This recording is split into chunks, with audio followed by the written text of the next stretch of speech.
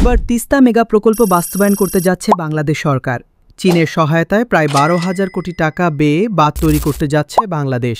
পরিকল্পনা অনুযায়ী 2026 সাল থেকে কাজ শুরু করা হবে এবং শেষ হবে 2029 সালের দিকে। প্রজেক্টটির নাম রাখা হয়েছে comprehensive management and restoration of Teesta river, যা তিস্তা মহাকল্পনা নামেও পরিচিত। তিস্তা নদী ভারতের সিক্কিম ও পশ্চিমবঙ্গ হয়ে বাংলাদেশে প্রবেশ করেছে।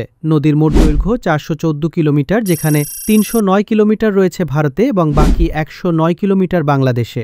তবে ভারত বেআইনিভাবে তাদের নিজেদের অংশে অনেকগুলো বাঁধ তৈরি করে, যার ফলে বাংলাদেশের উত্তর অঞ্চলের মানুষদের বর্ষা মৌসুমে প্রবল বন্যা ও গ্রীষ্মকালে খরার সম্মুখীন হতে হয়, যার কারণে ওই অঞ্চলের মানুষদের সীমাহীন দুর্ভোগ পোহাতে হয়। তবে এই সমস্যা সমাধানের জন্য অনেক আগেই বাংলাদেশ সরকার ও ভারতের মধ্যে একটি যৌথ চুক্তি স্বাক্ষরিত হয়, যেখানে ভারত পাবে 55% পানি এবং বাংলাদেশ পাবে 45% পানি। কিন্তু কোনো এক অজানা কারণে এই চুক্তি আজও বাস্তবায়িত হয়নি। তাই এবার অন্তর্বর্তীকালীন সরকার চীনের সহায়তায় তিস্তা মেগা প্রকল্প হাতে নিয়েছে।